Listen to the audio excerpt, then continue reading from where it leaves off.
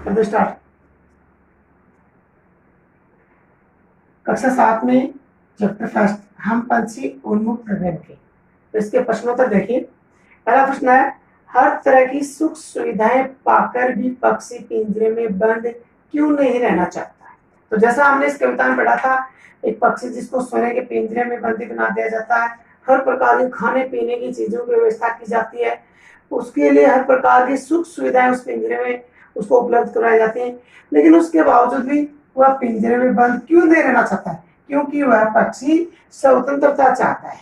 क्योंकि कहा भी जाता है कि पराधीन सपने हूँ सुख नहीं, कि पराधीन व्यक्ति को तो सपने में भी सुख नहीं मिलता, तो हर व्यक्ति प्राणी स्वतंत्रता चाहता है। इसीलिए वह पक्षी जो पिंजरे में हर प्रकार की सुख सुविधाओं से युक्त है, फिर भी पिंजरे में वो बंद नहीं रहना चाहता। तो इसमें मुख्य बात है कि वह स्वतंत्रता चाहता है। सेकंड प्रश्न है, पक्षी उन्मुक्त रहकर अपनी कौन कौन सी इच्छाएं पूरी करना चाहता है। उन्मुक्त का अर्थ है स्वतंत्र, आजाद।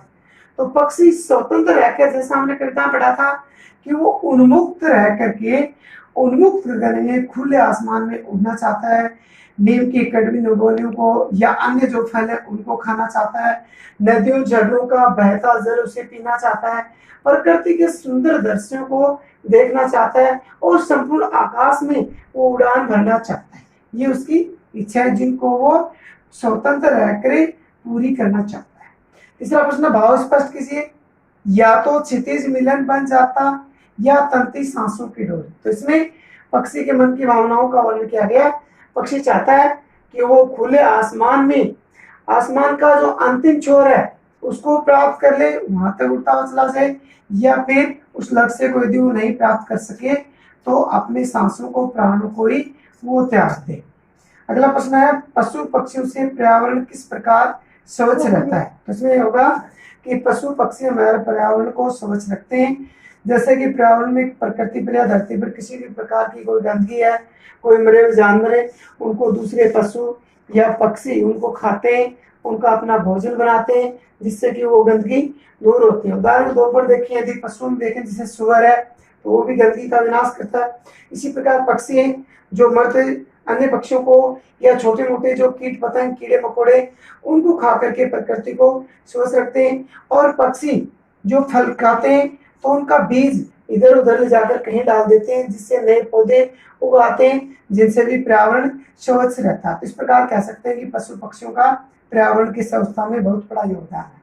अंतिम प्रश्न है, हमें पक्षियों की किस प्रकार सेवा करनी चाहिए और क्यों। तो इसमें होगा कि पक्षियों की हमें सेवा क्यों करनी चाहिए, क्योंकि कहा भी जाता है कि पक्षियों की सेवा करना सबसे बड़ा धर्म होता है। क्योंकि ये बेचारे अमुक होते हैं, इनका अपना खुद का पेट ये भरे, उसके लिए खुद की आजीविका की कोई साधन या स्रोत नहीं होते हैं, तो इनका जीवन पूरी तरह से अन्य प्राणियों, मनुष्यों पर ही निर्भर करता है।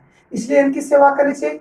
इनकी सेवा हम विभिन्न प्रकार से कर सकते हैं। जैसे गर्मियों के समय में पक्षियों के पानी की व्यवस्था के लिए परिंदों की व्यवस्था करें, उनको भोजन के लिए दाना, अनाज इत्यादि डालते रहें। अन्य यदि कोई व्यक्ति पशु उनका शिकार कर रहा है तो ऐसा करने वालों को रोकें। इसके लिए सरकार ने भी कानून बना रखा है, वन्य जीव संरक्षण अधिनियम बना रखे, जिनमें कोई व्यक्ति यदि इनका शिकार करता है तो वो कानून की नजरों में दोषी पाया जाता है। तो इस प्रकार से यदि कोई व्यक्ति इनका शिकार कर रहा है तो ऐसे लोगों की हमें शिकायत करने से हम लोगों को समझाना चाहिए। इस प्रकार से हम पक्षियों की सेवा कर सकते हैं, और पक्षियों की सेवा करना वास्तव में सबसे बड़ा धर्म होता है।